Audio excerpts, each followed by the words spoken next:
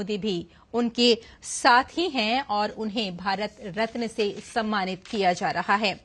आपको बता दें कि राष्ट्रपति द्रौपदी मुर्मू ने जब वरिष्ठ नेता और पूर्व उप प्रधानमंत्री लालकृष्ण आडवाणी के आवास पर पहुंची तो उनके साथ कई और दिग्गज चेहरे भी मौजूद थे। लालकृष्ण आडवाणी भाजपा के शिखर पुरुष माने जाते हैं। 1980 में जब वीएचपी ने अयोध्या में राम जन्मभूमि के स्थान पर मंदिर निर्माण के लिए आंदोलन की शुरुआत की थी तो लालकृष्ण आडवाणी के नेतृत्व में बीजेपी राम मंदिर आंदोलन का चेहरा बन चुकी थी। आप देख रहे हैं कि ये जो तस्वीरें हैं उन्हें भारत रत्न से सम्मानित किया जा रहा है और उनके साथ कई दिग्गज नेता भी मौजूद थे। जगदीप धनखड़ उनके साथ मौजूद थे और वेंकैया नायडू को भी इस वक्त आप इन तस्वीरों में देख रहे हैं और प्रधानमंत्री नरेंद्र मोदी इस वक्त आडवाणी जी के बिल्कुल करीब ही बैठे हैं और उन्हें राष्ट्रपति द्रौपदी मुर्मू ने भारत रत्न से सम्मानित किया है और ये आज का एक बहुत गौरवान्वित करने वाला पल रहा है, न सिर्फ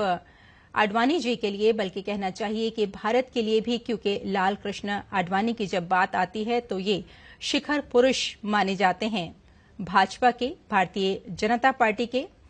और आपको यहां बता दें कि अपने कार्यकाल में उन्होंने कई ऐसे खास काम किए हैं जिन्हें कभी भुलाया नहीं जा सकता। जिस तरह से अभी हमने आपको बताया कि शुरुआत की थी उन्होंने मंदिर निर्माण के लिए आंदोलन की और उसके बाद ही वो आंदोलन का चेहरा बन गई थी भारतीय जनता पार्टी।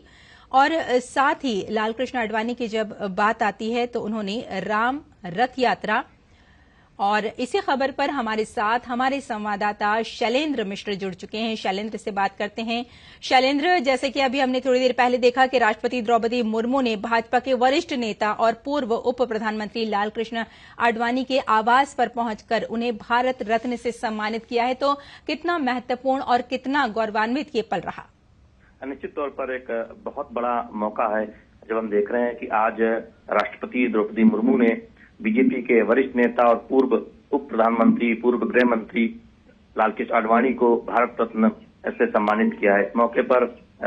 जो लालकृष्ण आडवाणी का आवास है दिल्ली में, वहां पर जब ये कार्यक्रम हो रहा था सम्मान समारोह, तब प्रधानमंत्री नरेंद्र मोदी और हमने देखा कि तमाम बीजेपी के वरिष्ठ नेता मौजूद थे। उपराष्ट्रपति जगदीप धनखड़ भी इस सम्मान समारोह के दौरान मौजूद थे। तो निश्चित तौर पर एक बहुत बड़ा मौका है। हम सब जानते हैं लालकृष्ण आडवाणी का जो एक जीवन रहा है, एक तरह से देखें राजनीतिक जीवन, वो बहुत ही महत्वपूर्ण एक तरह से पड़ाव से गुजरते हुए तकरीबन 7 दशक तक सक्रिय राजनीति में वो रहे और जिस तरह से एक राजनीतिक स्वच्छता के वो मिसाल के तौर पर जाने जाते हैं, वो बहुत महत्वपूर्ण है। एक रथी यात्री के तौर पर हम उन्हें राजनीति में देखते हैं। न केवल राम मंदिर आंदोलन के लिए रथ यात्रा लालकृष्ण आडवाणी ने निकाली, बल्कि ऐसी 6 बाद में रथ यात्राएं भारतीय जनता पार्टी के अलग अलग कार्यक्रमों में लालकृष्ण आडवाणी के नेतृत्व में निकली और जो विभिन्न अहम पदों पर वो रहे, गृह मंत्री के तौर पर हो, देश के उप प्रधानमंत्री के तौर पर हो, बहुत ऐतिहासिक फैसले उन्होंने लिए। तो निश्चित तौर पर राजनीति में स्वच्छता के एक मिसाल के तौर पर भी उन्हें जाना जाता है और आज उनके घर पर ये कार्यक्रम रखा गया उनके स्वास्थ्य कारणों की वजह से और हमने देखा कि राष्ट्रपति द्रौपदी मुर्मू ने उन्हें भारत रत्न से नवाजा। तो बहुत बड़ा मौका है एक तरह से देखें भारतीय जनता पार्टी के लाखों कार्यकर्ताओं के लिए भी। और हमने लालकृष्ण आडवाणी की बेटी प्रतिभा आडवाणी से भी बातचीत की, वो भी बहुत प्रसन्नचित्त थी इस मौके पर। बिल्कुल शैलेंद्र, अगर हम लालकृष्ण आडवाणी की ही बात करें तो जैसे कि हम सभी जानते हैं कि अपने कार्यकाल में उन्होंने बहुत बड़े बड़े काम किए हैं जिन्हें यकीनन हमेशा याद रखा जाएगा और भारतीय जनता पार्टी का वो एक चेहरा भी खास रहे हैं। अगर हम उनके संगठनात्मक